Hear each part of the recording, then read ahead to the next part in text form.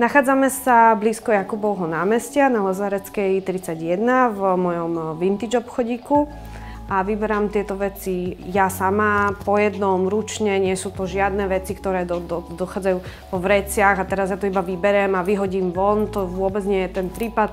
Ja sa naozaj sústreďujem na to, aby tie strihy boli dobré, aby to ľuďom dobre sadlo, aby boli kvalitné tie materiály a snažím sa tým zákazníkom naozaj venovať. A ak majú radi takéto nakupovanie sami, že chcú mať taký ten svoj pokoj, tak ich nechávam. Ja nechcem ľudí nejakým spôsobom vystrašiť, tak ako to kedy bolo v obchodoch.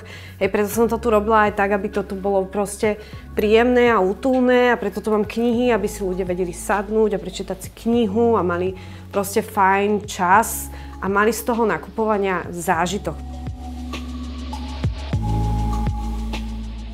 Podľa mňa je strašne dôležité, aby vznikali kamenné prevádzky a takýto druh obchodov, nielen kaviarne a reštaurácie, aby tie mestské časti proste rozkvitali, aby vlastne my sme boli súčasť toho mesta a toho života tu, aby proste to aj tých ľudí prinútilo k tomu sa prísť, pozrieť. Niektorí ľudia sem prišli po 3 mesiacoch, čo chodili okolo, lebo sa báli. O mnoho lepšie je určite podporovať takto lokálny dizajn a kamenné prevádzky a takýchto ľudí, ktorí naozaj sa snažia niečo zmeniť. Koľkokrát sem prídu zahraniční a ja s nimi nadviažem proste rozhovor a my sa len tak bavíme a koľkokrát im viem dať dobré tipy, kam ísť do mesta, do akých galérií, kam sa ísť najesť, aby mali proste z toho mesta lepší zážitok. A toto by sa mi nestalo, kebyže si to kupovali niekde cez internet. Toto sa nedá.